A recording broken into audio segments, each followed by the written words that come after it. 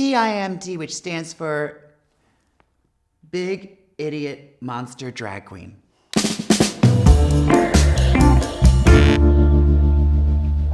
I'm Sherry Vine, and I identify as a gay man who performs in drag. I do prefer the pronouns she, her if I'm dressed as Sherry, and he, him if I'm not, but most people still say she. That's just kind of a gay thing, which is fine. I grew up in Maryland, in between Baltimore and DC, and certainly at that time, it was not fun being queer. It's not easy. Don't know if it's changed or not. Certainly in the big cities it has, but I don't know about this part of Maryland. I think what made it most difficult for me was fighting it and denying it. So like people would be like, faggot, and da-da-da. And I'd be like, no, I'm not. Meanwhile, I've got permed hair. I'm in Jordache jeans tucked into cowboy boots. I'm like, why are they calling me faggot? I was such a sissy. And so I kind of look back and think, well, if I had just said, yeah, I'm a faggot, then it may have taken the air out of their balloon. I don't know. It may have diffused it somewhat, but I don't know about that. But anyway, that's not what happened. So I was bullied relentlessly, and yeah, it was pretty bad. I literally had to think of like different routes to walk home after school to avoid being ambushed. Back then, anyway, when I was a teenager, queer was still very negative. So we hadn't kind of embraced queer as an identity. I had thought I might be gay when I was like 15. I was actually had a very short affair with this police officer who was like 30. And I thought, oh yeah, I think that's for me. He turned out to just kind of be like an asshole. He was like, no, that never happened. I'm like, what are you talking about? No, there are obvious reasons why, but I don't feel that I was a victim. I mean, I knew what I was doing and I actively wanted to participate. That being said, I kind of went back in the closet because I was like, ew, I don't want to be a part of that. So it wasn't until I was 19 that I actually had sex with another man my age, and took me to a gay bar, and the minute I walked in, I was like, oh my God, I'm home. So that's how it happened. The first person I told I was gay was my sister. She was 2 years younger, and the total opposite of me. We never got along, we didn't get along super well growing up. I was such a goody-goody, and she was a bit more of a rebel. She was into heavy metal, I was into disco, but literally she was the first person I told, and she was just like, oh my God, finally something cool about you. Oh my God, she was the best, yeah. And she kind of encouraged me to just go for it, and we became a lot closer after that. My first crush, I can remember being really young. I mean, I was probably 8 or 9, because I was playing with Matchbox cars still, so I wasn't a teenager. So it was definitely preteen, and this guy who lived in the neighborhood was always riding around on a Harley with just a vest, and he had tattoos on his arms, and I remember just playing with cars in the driveway and looking up and being like, what is that? And now I can look back and be like, oh, I think I was attracted to him, even though at the time I didn't know that it was sexual. It wasn't sexual. It was just like this, why is this person speaking to me? And my type hasn't changed. That's still kind of my type of guy. When I first came out, I really wasn't interested in dating. I literally was like, went crazy. Like, I was like, I just want to have sex with everybody. That hasn't really changed much. But I really just was kind of like, I want to play the field. I mean, I was so tortured and so bullied, and no one would give me the time of day other than a very small group of friends. And then when all of a sudden I was 19 going to these gay bars in downtown Baltimore and DC, I looked even younger, and I was like, honey, the toast of the town. It was very intoxicating So all of a sudden, people were cheering me on for things that 1 year earlier I was being beaten up for. Sex for me in real life has played an important role, although, I'm at an age now where I can look back and there has been an evolution. When I first came out, it was right before AIDS was on the map. And so I was kind of like, I wanna have fun. And then I went into a period of being terrified. And the whole time I was in college, I went to college for 6 years, which is supposed to be the time that you sow your oats. And I think I had sex like once in 6 years of college because I was terrified. And then as we gained more knowledge of kind of like this is safe and this is not, then I kind of went back into like being promiscuous. And I moved to New York City in 1992, and it was still kind of a scary time. And then I went through a phase where I felt, okay, I don't need to go to bathhouses or whatever. I felt that I was kind of going to bathhouses and stuff just out of habit or boredom and for validation as opposed to actually really just wanting to have sex. So I kind of stopped that chapter. And now I'm at an age where sex is still important. I love sex and I enjoy sex, but I'm not gonna work hard to get it.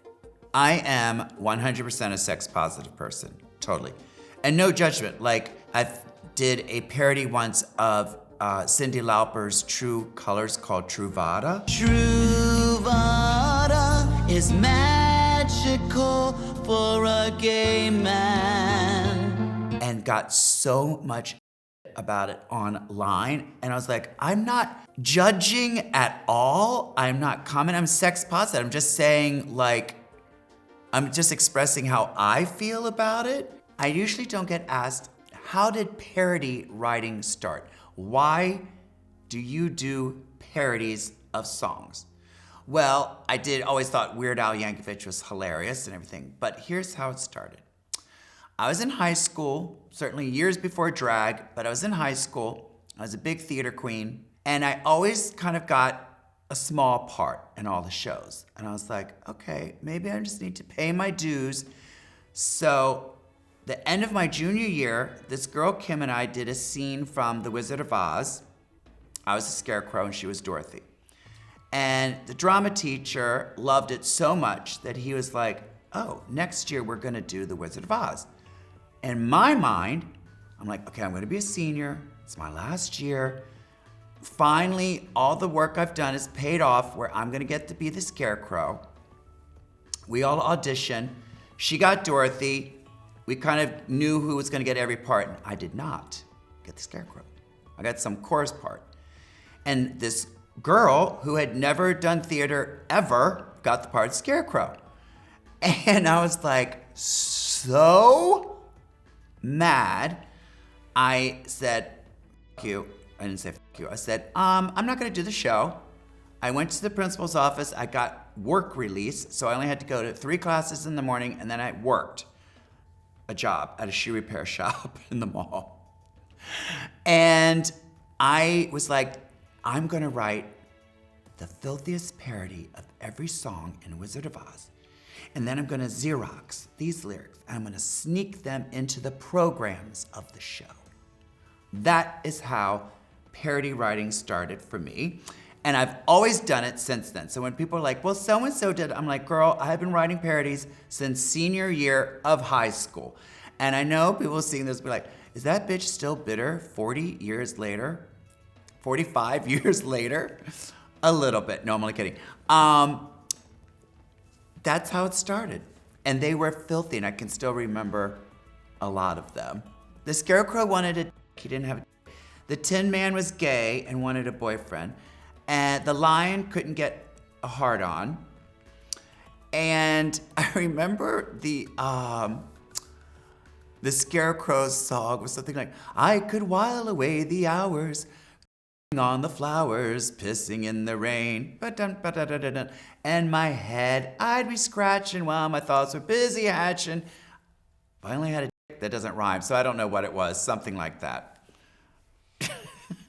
I had done drag for the very first time for Halloween one year with my friend Rick. I was still living at home with my parents, and we went as Joan Crawford and Christina Crawford from Mommy Dearest, because this was around when the movie came out. We were obsessed with it, but that was just kind of like being silly. And then in grad school, one of my teachers, Anna DeVere Smith, who's this amazing actress and performer, was our guest teacher for a semester. And we had to do this project where we spent time with 3 different people, took notes, and then had to create monologues about and do character work on these 3 real people. And I was like, I want to pick 3 people that are completely diverse and different. So I picked this kind of he was an art director for Pee-wee's Playhouse, kind of nerdy, but really cool, hip art director. I picked this totally straight businessman, like Wall Street type businessman. And this drag queen who worked at 4 Stars, which is what it was called before it was Mickey's, in West Hollywood. That was the one where something clicked. When I got in drag and I was performing and doing like monologues that I got directly from her mouth on stage, I was like, this is kind of cool. And afterwards, Anna DeVere Smith pulled me aside and she was like, you should explore that. There's something there for you. So this is all Anna DeVere Smith's fault. I honestly still have that feeling today, 36 years of drag later. And I say this all the time. The minute that this is not fun, I wouldn't do it. I mean, I would just do something else. But I literally love performing in drag 36 years later today as I did on day one. And there's still, I can name 100 things that I still want to do as Sherry Vine. My first paid gig in drag was the Paris is Burning premiere in LA, 1991, I believe. Yeah, it was 1991. I had only been doing drag for 6 months or something. And I was roommates with Candis Cayne, and Shishi LaRue hired us. It was me, Candis Cayne, Alexis Arquette, Gender, Karen Dior, my roommate at the time, Gigi, and one other queen whose name I forget, so forgive me. But anyway, a limousine picked us up. We went to the Paris is Burning premiere. I only had like thrift store drag at the time, and I really wanted to do something special for the red carpet. So my friend Sergio was a designer. He gave me this dress with this cape and this hat that was literally yellow feathers like this big. It was huge. And we get there, we do the red carpet, we sit down, and the movie's gonna start, and Madonna comes in at the last minute and sits literally 2 rows behind me, but right behind me. And she's like, are you gonna wear that hat the whole movie, queen? And I was like, no, ma'am. And I took it off. And that was it. That was my first paid gag. I think it was like $50. I have so many stories about Candis Cayne. I mean, obviously, Candis Cayne and I were roommates starting in 1990, right when we first both started doing drag. And she had a little scooter, and so we would ride around West Hollywood on her scooter in drag, smoking cigarettes to get from place to place. We moved to New York City together, and we were roommates kind of off and on in New York, but one of my favorite Candis Cayne stories, she was performing at Barracuda, I believe it was Barracuda, and she was one of those dancing queens, so people would always be in the audience like going crazy for her. Anyway, she grabbed a microphone or something, or went to grab this wire. She and Lena used to like hang from poles in the scaffolding and swing and do acrobatic in full drag. And she touched a live wire or something and was like literally being electrocuted and shaking like this, and the audience was going, work, work! And she was like being electrocuted, and they had to shut the power off to like stop it. Luckily she didn't get hurt, but it was a good story.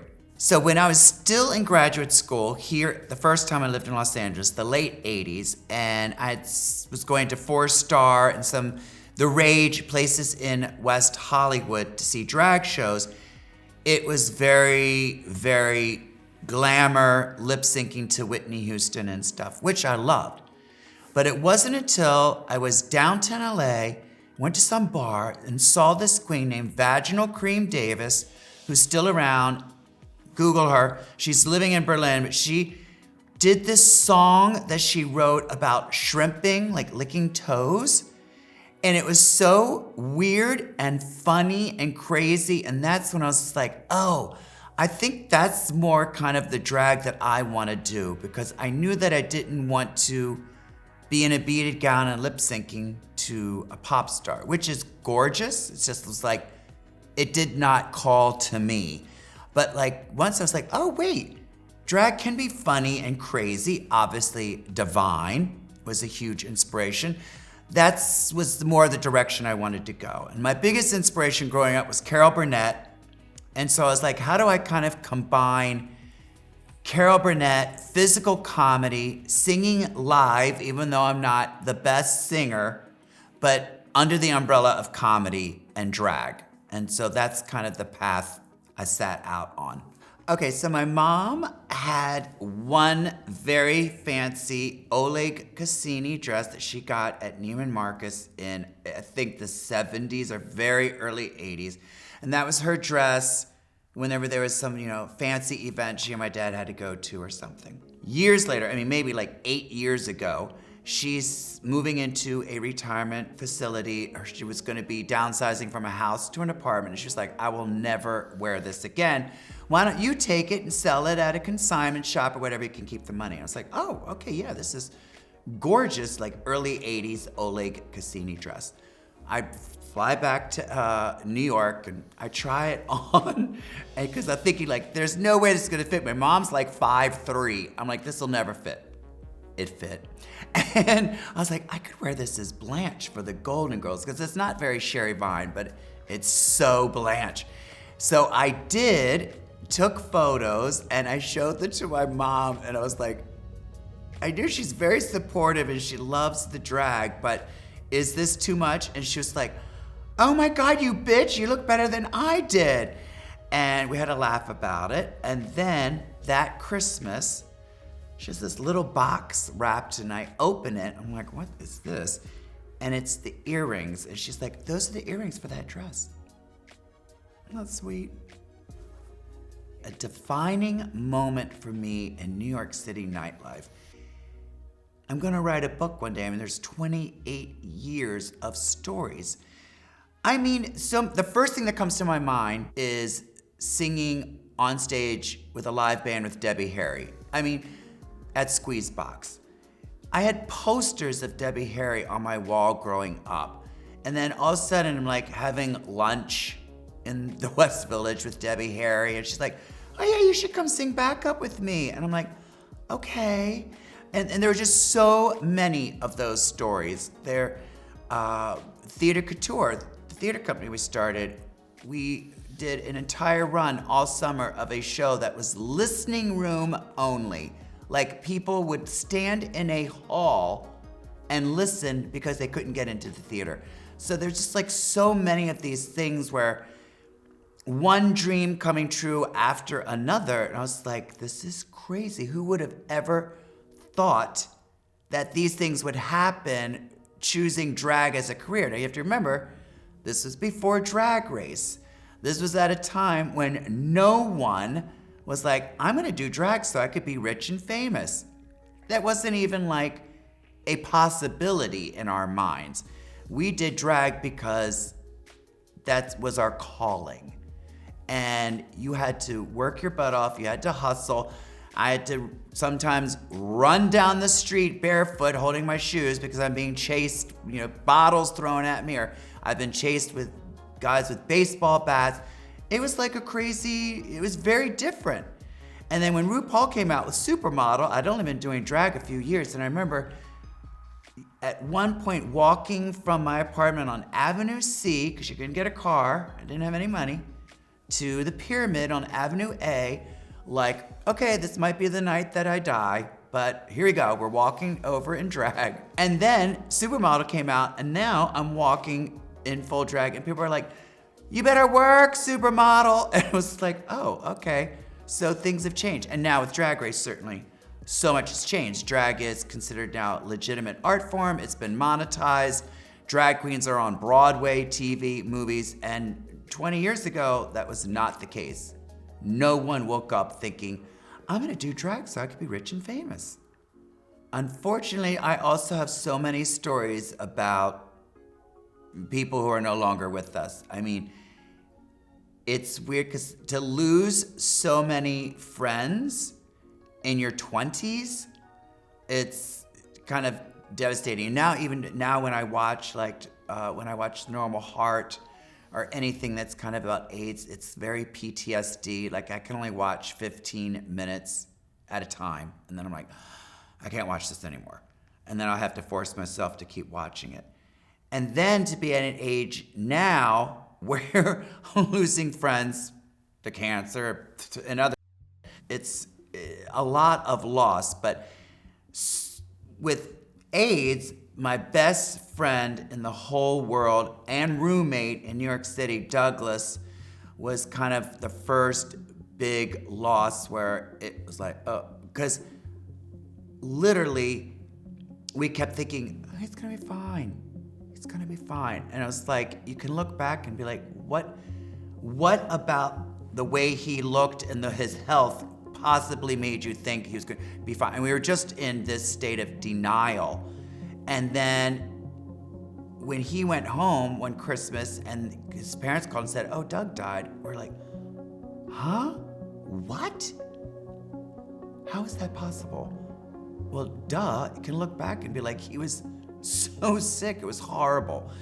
So that was like the first big devastating loss, 1995. And then there were just so many. I mean, so many drag friends, so many friends, and even now, well, COVID, I literally, the first week of when COVID was going crazy, I was in Puerto Vallarta, and I was with Jackie Beat, and she was like, I'm going home, I'm getting the fuck out of here, I'm canceling my shows because I've got dogs, and I don't want to be stuck here. And I'm like, this is nothing, they're just making something big out of nothing. I'm gonna stay here in Puerto Vallarta and ride it out. Luckily, some little voice inside of me said, bitch, go home. And so we bought suitcases, extra suitcases that we stuffed with toilet paper, and I'm not making this up, because everything was like, there's no toilet paper. So I bought a giant suitcase and stuffed it with toilet paper from Mexico, come back, and anyway, another week later, this was still in March of 2020, Mona Foote, who is a legendary drag performer in New York City, died of COVID. And that's when I was like, oh, this is real. And I lost several friends to COVID. Now, and literally last year, I lost 2 really good friends to cancer. So it's always something, but that's life. What do younger gay people misunderstand about my generation? Well, I don't want to be so bold as to say that things are easier now, because they're not everywhere. They're really not. And certainly, I can say when I was in my 20s that it was a lot easier than people who were 40 years older than me then, right? But I do think that certainly the internet, social media has changed things completely. Like you can now go online and be like, am I the only person? What are the resources? Where can I turn for help because of where I live, or my family wants to kick me out? And we didn't have those options, so I don't know if there's anything. I do love when the younger generation, people are in their 20s, know their history, that they've done the work to know, if you're 22 and you're going into a career as a drag queen, you should know who Lady Bunny, Jackie B, me, Varla Jean Murmur, Coco Peru, queens who have not been on Drag Race, who are kind of the generation before Drag Race, you should know who they are. I mean, I moved to New York City and I knew who Lady Bunny, RuPaul, Mona Foote, Joey Arias, without the internet. I knew who these people were. So I was like, okay, I'm gonna do drag. I want to know. You had to go to the library.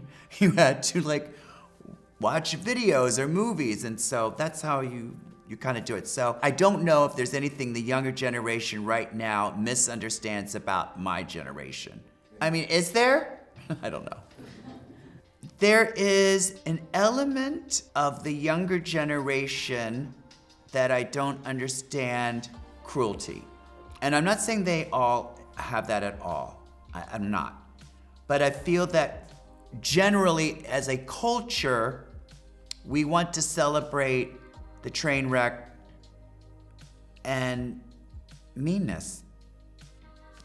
And I mean, I'm not saying I'm a saint or anything at all. I'm just saying like, when we were growing up in New York City in the 90s, all the queens, we were best friends. We hung out all day, every night.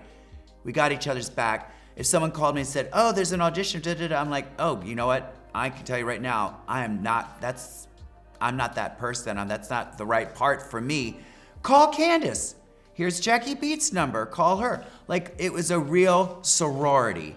And I don't know if it's like that so much now. I know that they're all friends also, but that there's also this kind of, we're gonna read each other. Well, reading should be out of love, not to hurt somebody. I don't know if that's accurate or not, but that's kind of comes to my mind. I see things online where I'm just like, oh my God. I hope our community never forgets the pioneers. Marsha P. Johnson, people from Stonewall, ACT UP, people marching. And when I see what's going on in this country right now, even though it's not based on queer rights, but the power of peaceful protesting, the power of taking to the streets, and the power of boycotting works. So let's not lose that, because it's a scary time for queer people and for everybody. Someone was gonna make a movie about my life that wasn't, a documentary, like a movie.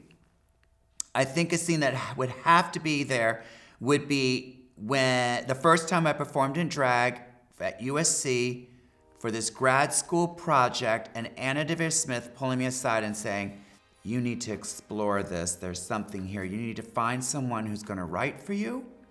You need to find someone who's gonna direct for you.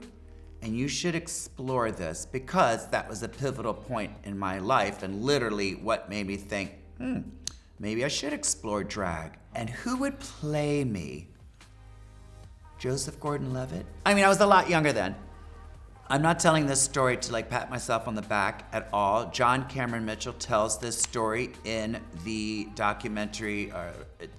You can get on video Hedwig, and then it comes with a behind the scenes DVD or something, I don't know, where he talks about this, so I can tell this story. At Squeezebox, there was this amazing party in the 90s in New York City that Michael Schmidt, Patrick Briggs, Miss Guy started. Mistress Formica was the original host, and she quit after a year, and then I took over and I was the host. Now, there would be a drag queen or performer singing with the house band, the Squeezebox band, which consisted of Stephen Trask, who's one of the composers from Hedwig. He was in the Squeezebox band. And one day, John Cameron Mitchell came in and was like, I really want to perform with the Squeezebox band. And I was like, well, you have to do it in drag. It's supposed to be a drag queen singing with a rock band. And he was like, okay. And he came back and he was like, I have a drag character. And it was like, okay. And the very first Hedwig show ever was at Squeezebox with the Squeezebox band. And I can't remember, I know for a fact he did Young Americans, David Bowie. They didn't do this before they had anything original. He did Young Americans by David Bowie, and it was amazing. And that's when he and Stephen Trask started to collaborate and workshop. They workshopped Hedwig in these different, it started here as a small show, and then it got bigger over here, and then finally it ended up at the Jane Street Theater off Broadway, where it became a big success. And I'm still really good friends with John. I adore him, and he is, so talented and crazy. But that was the birth of Hedwig. So I'm not taking any credit for it. He 100% created that character, did everything. Had nothing to do with that, but that was how Hedwig was born. I don't really dwell on regrets because it's not gonna help and it's not gonna change anything. And the very few times that I can be like, oh, I regret doing that or saying that, have to do with, there have been times when I've said something or done something that hurt someone else, and that I regret. I regret not being able to just come out at 14 and be like, I'm gay, and possibly would have made life a lot easier. But I don't spend a lot of time dwelling on these regrets. I have made amends with certain people that I felt that I had hurt at one time.